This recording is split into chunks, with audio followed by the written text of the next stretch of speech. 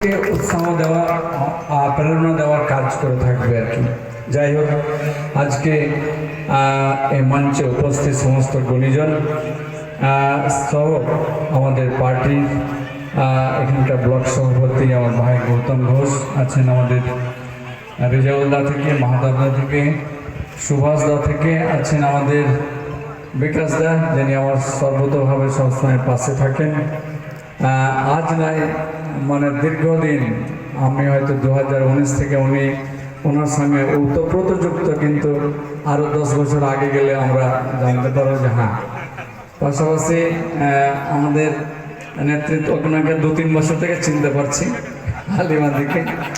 আর আছে আমার ভাই আতাবুল, আরেক আমার জৈন সাহেব আছে,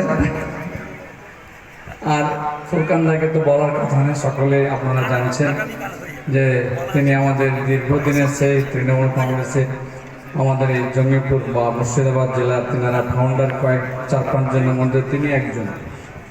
এবং শিক্ষক মণ্ডলী সকলকে আমি আমার শ্রদ্ধা, ভালোবাসা, সালাম, আদাব জানাই। বেশি কিছু বলার নেই, কারণ সকলে গুণীজনই আছেন, তো গুণীজনের সামনে আমি আমার বক্তব্য কিছু নাই, বলার কিছু নেই।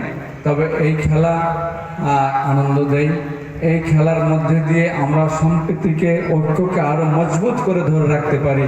এই খেলার মধ্যে দিয়ে আমরা কোনো রক্তে বা কোনো মানুষের জাতির ভেদাভেদ নেই, সকলে এক হয়ে আমরা একই মঞ্চে একই মাঠে আমরা খেলা আমরা দেখে আনন্দ উপভোগ করি এবং টিমকে, প্লেয়ারকে আমরা উৎসাহিত করে থাকি। কাজে এটা আগামী দিনও যেন অটুট থাকে, আমি সে আশা আহ্বান সকলের কাছে রাখবো। আমার আর বেশি কিছু বলার নেই। ধন্যবাদ, সকলে ভালো।